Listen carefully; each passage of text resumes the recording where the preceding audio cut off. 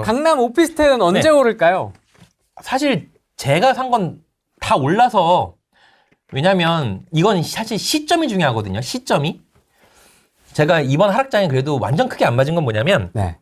2021년, 그러니까 정확하게는 2020년 8월 12일 지방세법 개정 일날 공시가격 1억 이하 테마가 올라왔죠. 거기에 제가 강사였기 때문에 그 밭을 깔긴 깔았어요.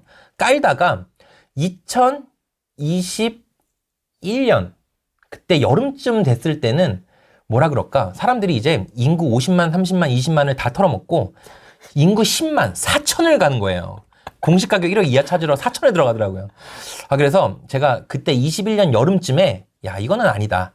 왜냐면 결국엔 투자자 10명 중에 5명이서 하고 있다는 거는 그 테마로 돈 벌 수는 없다는 얘기거든요. 더 이상. 모든 테마가 똑같습니다. 내가 그 상위 3명 안에 들어야 되는 거예요. 그러면 그럼 거기서는 내가 끝을 내야겠다 생각을 하고 그 다음 제가 생각을 한 게 뭐냐면 강남 원룸 오피스텔이었어요. 그게 2021년 여름부터 시작을 해서 지금까지 한 10개 샀거든요. 한 채당 2천만 원씩 받으면서 샀어요. 그러니까 10채 사면서 2억을 받았죠, 이미. 근데 오피스텔은 취득세를 내야 되니까. 그렇긴 한데 근데 내가 뭐 2천만 원씩 받고 샀어도 제가 산 금액이랑 지금 금액이랑 떨어지는 게 없어요.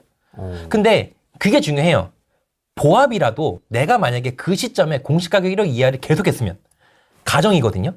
걔는 한 채당 30%씩 깎였을 거예요.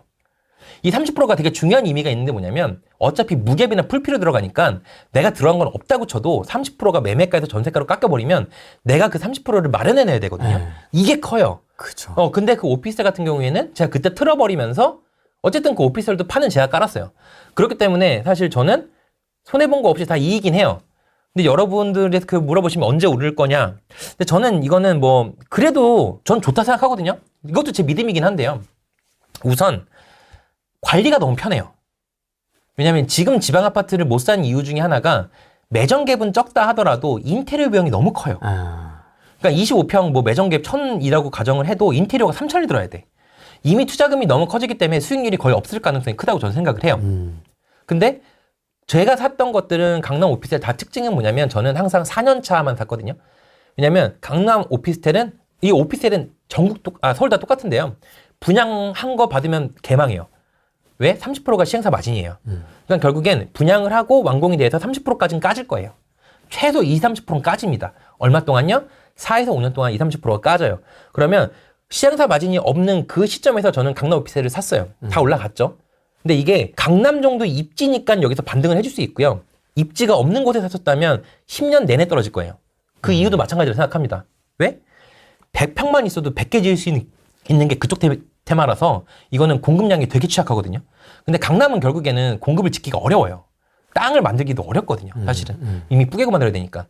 그래서 인테리어 안 해도 되는 거. 그리고 제가 지방 아파트를 뭐 한 20개 가지고 있으면서 작년 가을부터 신기했던 건 뭐냐면 생각보다 전세가 되게 안 빠지더라고요. 왜냐면 전국에 가지시니까 느낌이 올 거 아니에요. 되게 전세가 안 빠져가지고 오대산을 계속 갔어요. 불공을 들이러. 맞는데 그래도 지금은 다 해결했어요. 다 해결하긴 했는데 그 뭐라 그럴까 그 생각 들더라고요. 인구가 20만 이하의 공시가격 1억 이하들은 결국엔 지금 대장주도 마피인 상황에서 뭐 걔가 분양가 4억인데 마피 뭐 마이너스 5천 되어 있는 상황이고 전세가 뭐 1억 5천에서 2억이야. 32평이. 그러면 내가 25평 구축 20년 된 거를 전세를 1억 3천 주고 있는데 이게 과연 나갈까? 라고 가정을 하면 아니란 얘기인 거예요. 그러면 여기서 뭐라 그럴까? 그 역전세에 대한 부분도 있고 근데 강남은 전세가가 진짜 받쳐주거든요. 아무리 지금 뭐라 그러죠?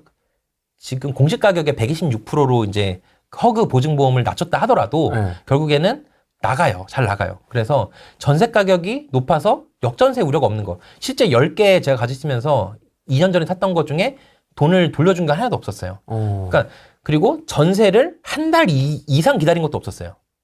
그러니까 제 입장에서는 그게 큰 거예요. 지금 뭐 당장 얘가 안 오른다고 하더라도 뭐가 크냐면 인테리어 안 하는 거. 전세 입자 빨리 맞춰준다는 이런 안도감. 그런 거. 그리고 저는 이거를 누가 원룸 오피스텔을 시세 차익으로 접근하겠어요. 저는 이거를 이제 결국 제가 이렇게 여러분들 나와서 얘기하는 것도 제 소득을 늘려가는 과정인 거고 나중에는 그 강남 원룸 오피스텔을 월세화 시킬 가정을 하고 사는 거거든요. 그게 지금 제가 10개 샀다 그랬잖아요. 그 10개 중에 5개만 돌려도 500이 600이에요. 그러면 뭐 평생 먹고 살 수 있잖아요. 물론 제 씀씀이가 그렇게 크지 않아서 그 정도만 저 현금 들어오면 먹고 살 수 있거든요. 역전세가 크게 없다는 가정하에.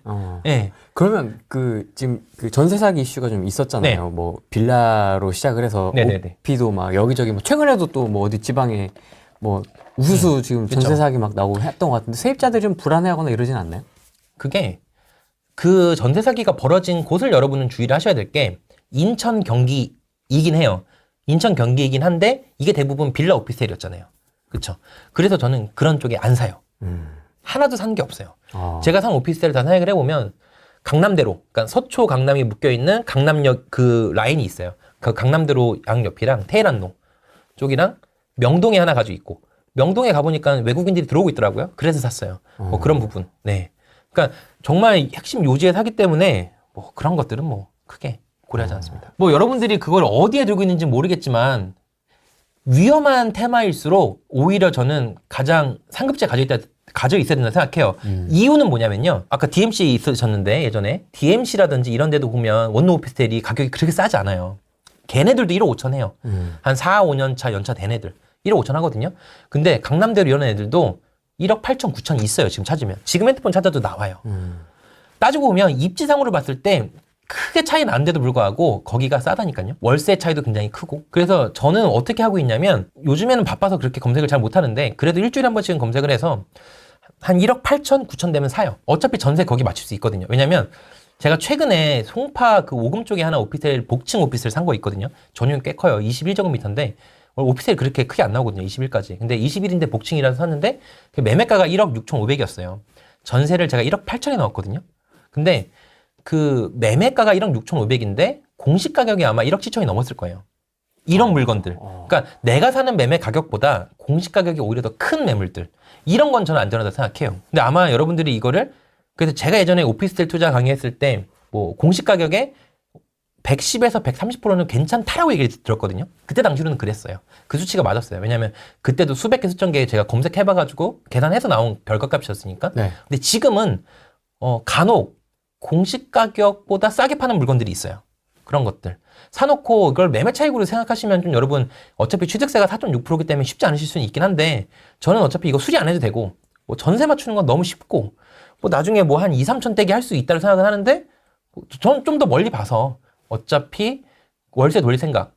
여기에 기본 베이스는 그거예요. 뭐였냐면 제가 사는 오피스텔 10개 다 약간 탈세는 아니고요. 절세예요. 뭐냐면 매도자한테 물어봐서 그 재산세가 주거용이 아니라 상가용으로 나온 것만 사요. 이게 큰 핵심이거든요. 사실 제가 이 문장 하나로 돈을 얼마 벌었냐면 1억 5천 벌었어요. 왜? 이 문장 하나만 가지고 생각해낸 게 강남 오피스텔 투자의 정석이었거든요. 그게 10만 원짜리가 얼마 들었나? 1,300명이 들었나?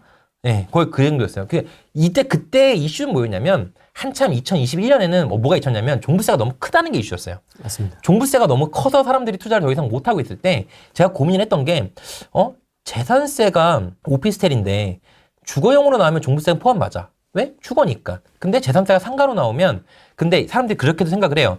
재산세를 상가로 주면 내 거 임차인한테 전입이나 대출이나 받지 못하게 해야 되나요? 그거랑은 전혀 상관이 없어요. 그냥 재산세목만 상가용으로 되어 있는 거예요. 그렇게 되면 종부세에서 빠져요. 제가 그래서 가지고 있는 오피스텔이 뭐 2억짜리가 10개라고 하면 20억이잖아요. 그 20억 가치를 종부세는 안 내는 거예요. 만약에 오피스텔을 재산세를 상가로 나오면 재산세는 주거보다 상가가 더 세거든요. 재산세는 국세가 아니라 지방세잖아요. 지방세 입장에서는 걔네가 상가로 받는 게 유리했죠. 세금을 더 많이 받을 수 있기 때문에. 그래서 옛날에 오피스텔을 누가 새로 매수하면 그 새로운 매수자한테 상가로 일부러 재산세를 바꿔줬어요. 한 2배 정도 세기 때문에. 자기네도 돈 더 많이 받으려고. 근데 그것도 제가 좀 막은 거예요. 제 강의 그렇게 터지고 나서 사람들이 전화를 너무 많이 해가지고 아예 안 돌려주는 걸로. 돌려주려면 진짜 상고로 쓰는지 보고 돌려주는 거. 진짜 상고로 쓰는지 보려면 공실 만들어야 되고요. 이자도 몇 개 갖다 놔야 되고 또 거기에 추가적으로 임차인한테 세금계산서도 끊어줘야 돼요. 이게 되게 어렵거든요. 이렇게 만드는 게. 공실 만들려면 이미 2억이 현금이 준비되어 있어야 되니까. 근데 이게 어려우니까 강남구부터 시작해서 다른 구들도 다 막혔어요. 그 제 강의 전에는 다 이게 됐었어요. 그래서 그때 사놓은 것들은 이제 뭐 자동으로 재산세가 상가였으니까 종부세를 아예 안 내는 거였고 또 지금도 사는 것들은 임대인한테 물어보죠. 매도자한테 물어보죠. 작년 7월, 9월 재산세가 주택분 1기, 2기분으로 나오셨냐? 아니면 상가, 토지분, 건축비분으로 나오셨냐? 나오셨냐? 그러면 상가분이라고 얘기한다라고 하면 사는 거예요. 왜? 내가 이걸 보유하고 있으면서 돈이 안 나가는 게 되게 커요. 또 상가 같은 경우, 오피스텔 같은 경우 그게 있어요. 공시가격 2억 이하 플러스 전용 면적 40제곱 이하. 이게 동시에 충족이 된다면 뭐가 안 나가냐면 그 임대 소득세가 안 나가요. 6월에 우리가 종합소득세 신고하잖아요. 그게 아예 면제가 돼요. 소형주택이라고 해서. 그러면 제가 가지고 있는 것들은 임대소득세 안 나가. 종부세 뭐 안 나가. 가지고 있기가 얼마나 편해요. 물론 많이 안 오른다는 거 뭐 인정. 근데 지금 상황에서 만약에 제가 딴 거 들고 있었으면 30% 깔았잖아요. 근데 지금 전 까진 거 하나도 없이 그래도 오르긴 올랐으니까. 그리고 앞으로 생각하면 1인 가구는 전 계속 늘어날 거라 생각하거든요. 지금 추세도 마찬가지고. 1인 가구 늘어나는데 이런 핵심 지역의 1인 가구들은 돈 잘 버는 사람들이 있다니까요. 돈 잘 버는 회사원들이 있어요. 제 그 오피스텔 같은 경우에도 전세 다 2억 넘고 월세로 돌렸을 시에 그게 한 130, 120 이 정도까지도 나가거든요. 맞아요. 근데 그러면 관리비 포함해서 거의 150 이상 쓰는 거예요. 근데 직장 다니면서 그걸 내요. 네요. 내요. 그런 사람이 있어요. 거기 주소값이 중요한 사람들이 있어요. 맞아요. 예, 뭐 테헤란로, 역삼 뭐 이런데 주소값이 중요한 사람들이 있기 때문에 그거는 저는 오히려 뭐 괜찮다고 생각을 해요. 당장 안 오른다 하더라도. 경기도 신축 아파트 14평 투룸하고 18평 오피스텔 가격이 비슷하면 어떤 게 좋을까요? 전 그래도 두 개 비교하라면 아파트 같은데. 왜냐면 저는 오피스텔은 철저하게 지방 안 된다 생각하고요. 광역시도 안 된다 생각하고요. 뭐 경기, 서울도 마찬가지예요, 사실은. 네. 정말 핵심적인 강남 3구가 아닌 이상은 아니라고 생각해요. 제가 작년 12월인가 창동에 오피스텔 3룸짜리 하나 팔았거든요. 겁나 잘 팔았어요. 작년 8월에 팔았거든요. 딱 팔고 시세가 확 꺾이더라고요. 되게 잘 팔았는데 그것도 제가 왜 팔았냐면 제가 한 8년 전에 경매로 받아놓은 집이라서 한 1억 남기고 팔았는데 오피스텔력 때문에 판 거예요. 야, 오피스텔을 어떻게 1억 남기고 팔지? 3룸이었으니까. 3룸이었으니까. 대단하다. 네, 오피스텔 그냥 파는 건데 만약 오피스텔이 아니었으면 저는 제 포트폴리오 자체가 수도권 아파트가 이제 그 40%, 그 다음에 서울, 강남 원룸 오피스텔이 20%, 그 다음에 서울, 인천, 썩빌 20%, 지방 아파트 공시가격 1억 이하가 20%다 이렇게 되어 있거든요. 굉장히 골고루. 포트폴리오. 이 포트폴리오도 제가 회사원 다닐 때 일부러 투자하기 전에 만들어 놓은 거예요. 왜 만들어 놓냐면 제가 그때 연봉이 3천이 안 됐기 때문에 종부세 낼 여력이 없었어요.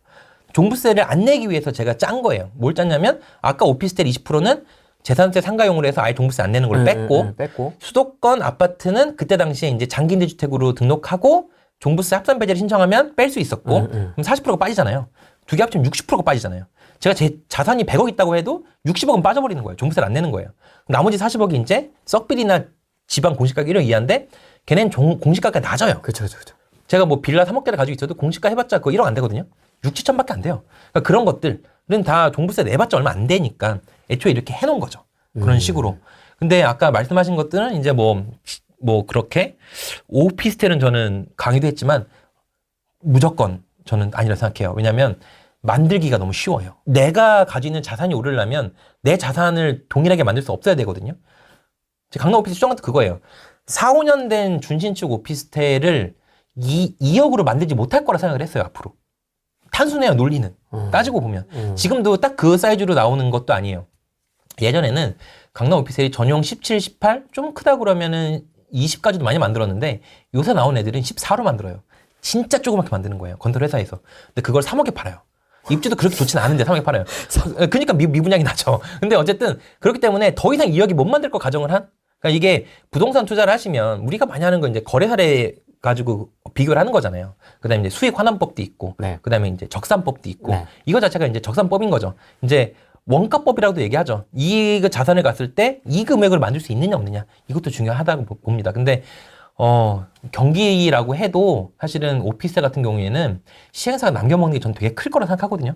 제가 거기 전문가는 아니지만, 건축 전문가는 아니지만 그런 물건은 조심해야 된다 생각해요. 아니 잭파시님처럼 월세 세팅 수익형으로 접근하는 게 가능할까요? 개인 명의일 경우 주택수 종부세 잡혀가지고 고민이 됩니다. 그러니까 오피스텔을 월세 세팅하고 싶은 분이신 것 같아요. 종부세를 걱정을 하신다라면 아마 개인이 가지고 있는 1가구의 종부세 그게 11억인가 지금 그거잖아요. 근데 2가구가 있으면 이제 11억이 아니라 9억으로 올라왔죠. 6억에서 9억으로. 그걸 생각하시는 것 같은데 저는 지금 종부세 자체가 많이 낮아졌어요. 작년 같은 경우. 작년이 크게 낮아졌거든요. 사실 저도 작년에 되게 땡큐하면서 냈던 게 재작년에 제가 냈던 종부세보다 작년에 낸 종부세가 반 이하예요. 이 정도라면 저는 더 자산을 더 긁어 모아도 된다고 생각하거든요. 아마 지금 여기서 얘기하시는 거는 종부세라기보다는 양도소득세, 비과세 때문에 아마 문제가 될 수 있어요. 왜냐하면 저한테 그 오피스텔을 파신 매도자분들도 계약서를 쓰다 보면 다 집 주소가 좋아요. 제가 한 10개 샀다고 했잖아요. 그 10개 주소가 다 우리가 다 아는 아파트들인 거예요. 이 사람들이 근데 이걸 나한테 왜 분양가보다 더 싸게 팔까를 고민해봤을 때는 다 이유 물어보면 다 하나였어요. 양도세, 비과세 때문에 얘 오피스텔을 그냥 싸게 팔아서 내가 손해를 보더라도 세금에 대한 혜택이 나머지가 너무 크다 보니까 싸게 팔 수밖에 없다. 이런 거. 다 그랬거든요. 아마 종부세보다는 양도세일 가능성이 큽니다. 저거는. 덧붙여 질문을 드리면 소형 오피스텔을 여러 채 수익화시키려고 세팅하는 경우에 만약 아파트를 구매하거나 기존 네. 아파트를 갈아탈 때는 취득세 이슈가 있겠네요. 아, 그렇죠. 저는 다주택자이기 때문에 이게 그냥 아무 상관없이 사는 거고 네. 뭐 만약에 1가구, 2가구까지 그러니까 2주택까지 1% 명의를 생각하신다라면 오피스텔 취득세는 단일로 다 4.6이지만 딴 거는 다 영향을 받습니다. 그 오피스텔을 일반임대 사업자로 아예 빼놔서 상가를 쓰지 않는 이상 그냥 사놓으시면 주택수 포함돼서 이제 나머지 아파트 살 때 뭐 8%, 12%를 내셔야 되는 거죠. 그거를 국가에서 뭐 지금 어떻게 해달라. 그러니까 오피스텔 뭐 주택수를 뭐 좀 빼달라 이런 얘기도 많이 있죠.